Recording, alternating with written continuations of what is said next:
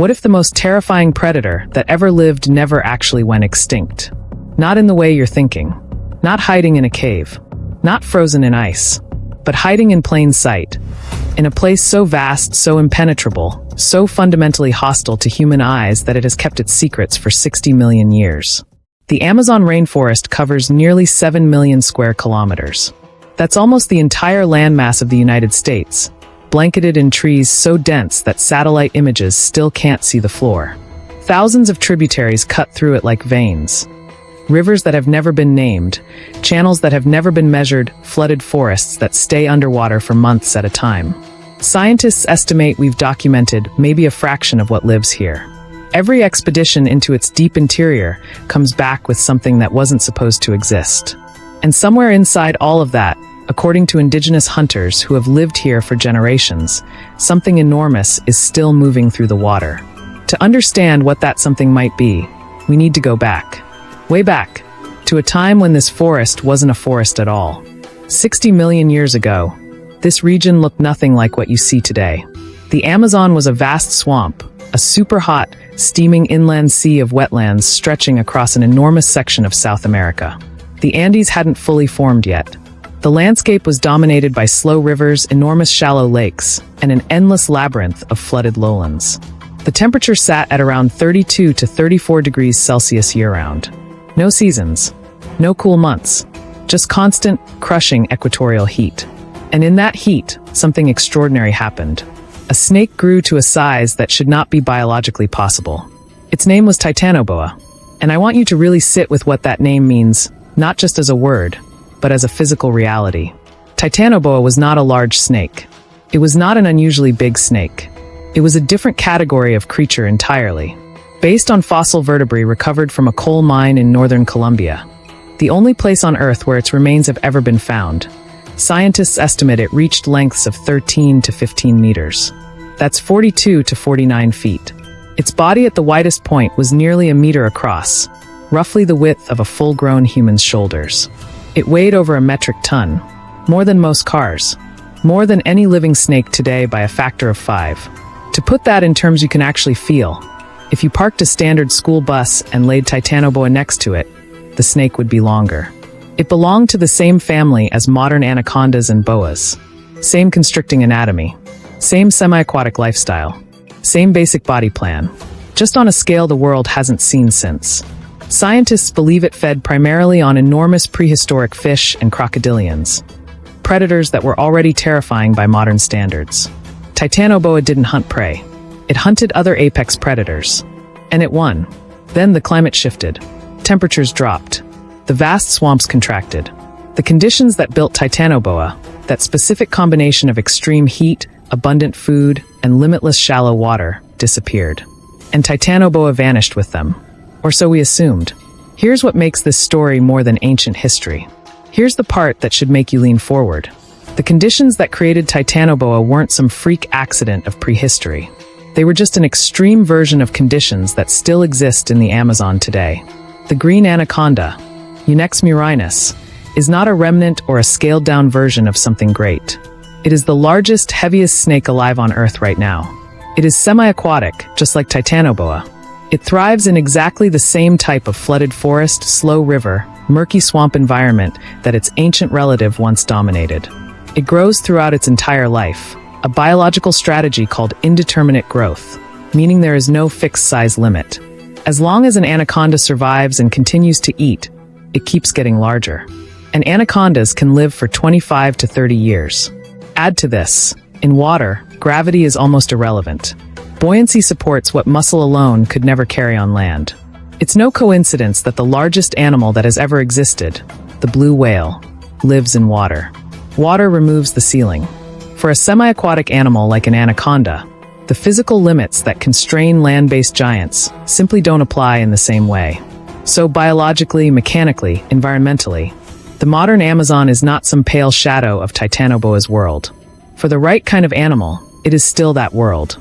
And that raises an obvious question. How big do anacondas actually get? For most of scientific history, the honest answer has been, we're not entirely sure. In 2024, something changed. A team of researchers, led by Professor Brian Fry from the University of Queensland, received a rare invitation from the Waorani people of Ecuador, an indigenous community that has lived in one of the most remote, least visited regions of the Amazon for generations. The Waorani considered giant anacondas sacred. They call them the guardians of the river.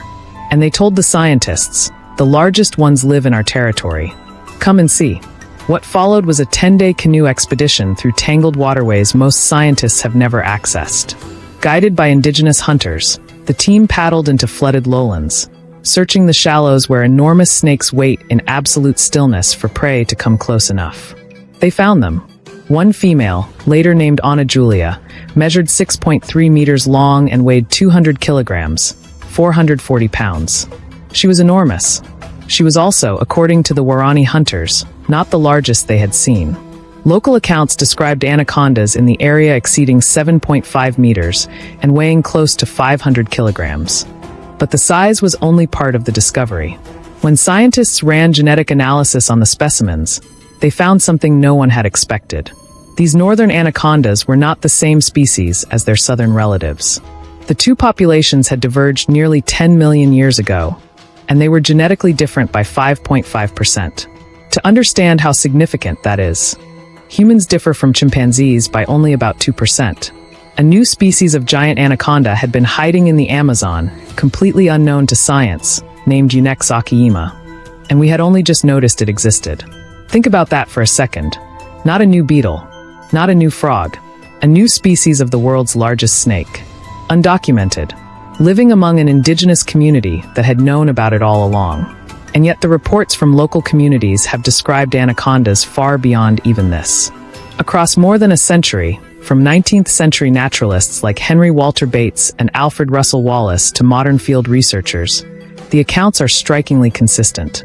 Snakes of 9, 10, 12 meters, moving through remote rivers, seen briefly, then gone.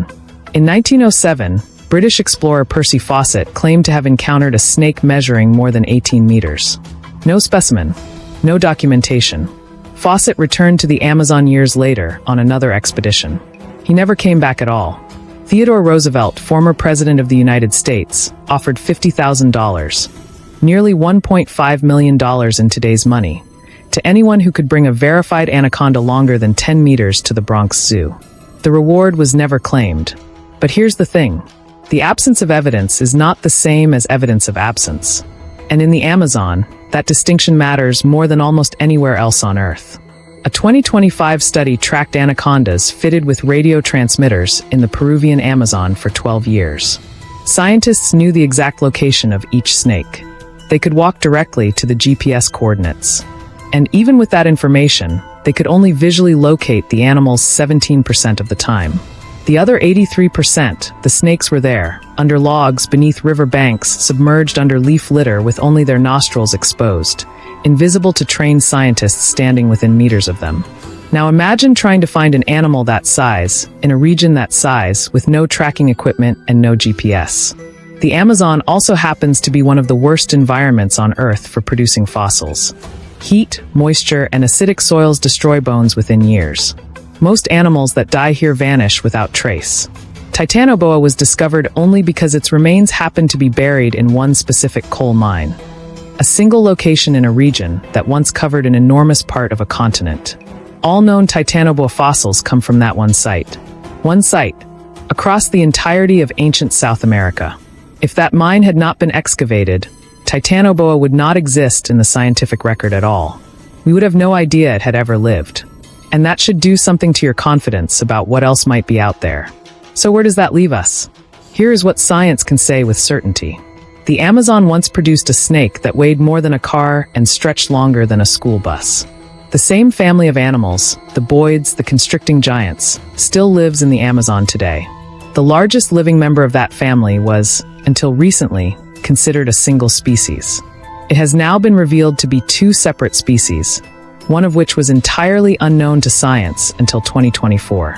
The Waorani and other indigenous communities have consistently described animals far larger than the current documented record. And the Amazon's own biology, the indeterminate growth, the aquatic buoyancy, the vast inaccessible terrain, makes concealment of an unusually large individual not just possible, but likely. What science cannot say is that a snake measuring 10, 12, or 15 meters is alive somewhere in those flooded forests right now. But it also cannot say that it isn't. What's certain is that in December 2025, a study published in the Journal of Vertebrate Paleontology revealed that anacondas reached their massive modern size over 12 million years ago. These dimensions are not an accident or an aberration. They are an ancient adaptation that has survived millions of years of change, of climate shifts, of mass extinctions, of everything. The anaconda's body plan, heavy, aquatic, patient, almost impossible to find even when you're looking directly at it, is one of the most successful biological strategies this planet has ever produced.